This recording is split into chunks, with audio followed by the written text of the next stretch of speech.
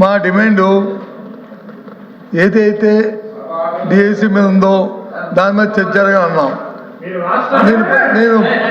నేను ఒక విషయాన్ని తమ దృష్టి తీసుకొస్తాను. ఇది నాకంటే ఇంతకు ముందు అచ్చెన్నాయుడు గారు మినిస్టర్ గారు మాట్లాడారు. ఆయన మాట్లాడిన భాషను ఒకసారి చూడండి.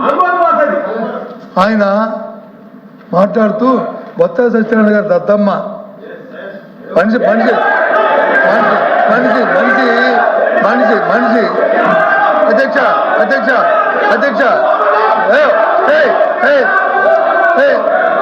అధ్యక్ష అధ్యక్ష మనిషి మనిషి మనిషి పెరిగితే బుద్ధి రాదు. ఎద్దులాగా వచ్చి ఎద్దులాగా ఎత్తితే మనకి వచ్చి తెలుతాడు రావు. భాష బాగోవాలి. ఎవడు దద్దమ్మో ఎవడు అమ్మోతులాగా ఉన్నాడు ఎవడు పరిపాలన చేస్తాడు, ఏ రైతులు వచ్చి ఎరువులు లేక వస్తున్నారు, ఏ రైతులు ఇబ్బంది పడతారు రాష్ట్రంలో. ఈ దద్దమ్మ వచ్చి తెలుస్తుంది. దయచేసి ఈ భాష మంచిది కాదు. ఈ సభలో శాసనసభలో మంచిది కాదు. ఆ వర్డ్స్ అన్ని విత్డ్రా చేయండి. ఏంటి గౌరవంగా మాట్లాడుకోండి. డిఎస్సి మీద జరగాలి.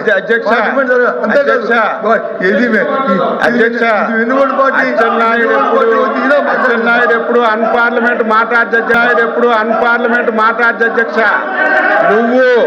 మీరు గత ప్రభుత్వంలో విద్యాశాఖ మంత్రిగా ఉండి 5 సంవత్సరాలు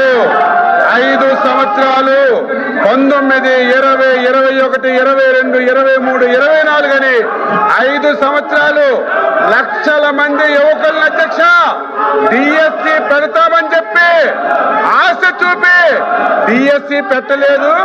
ఆ రోజు విద్యాశాఖ మంత్రిగా ఉండి మీ గొడ్డల పార్టీ అధ్యక్షుడిని కనీసం చెప్పలేని వ్యక్తిని ఏమనాలి మీరే చెప్పండి అధ్యక్ష. నేను కట్టుబడి మీరు ఎరువులు అంటున్నారు, వ్యవసాయం అంటారు. దేని మీదైనా ఈ 2 సంవత్సరాల్లో వ్యవసాయ అనుబంధ రంగాలు ఏ శాఖ అయినా మీ పాలన మా పాలన చర్చించడానికి ఎన్ని రోజులైనా సిద్ధంగా ఉన్నాం. దద్దమ్మ అనేది అన్పార్లమెంట్ అయితే చెప్పండి అధ్యక్ష.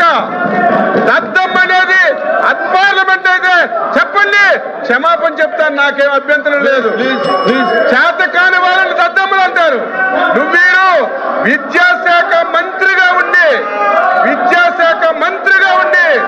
డిఎస్సి ఇప్పించడంలో వైఫల్యం చెందారు కాబట్టి, చేత కాలేదు కాబట్టి దద్దమ్మన్నారు అధ్యక్ష. ఇది అన్పార్లమెంట్ కాదు. అన్పార్లమెంట్ అయితే చెప్పండి. నా పర్సనాలిటీ గురించి మాట్లాడుతున్నావు. నువ్వు సచ్చినా కాలు కిందకు పెట్టి తలపైకి పెట్టినా నా పర్సనాలిటీ నీకు రాదు సత్యనారాయణ. నా పర్సనాలిటీ నీకు రాదు. హౌసింగ్ కింద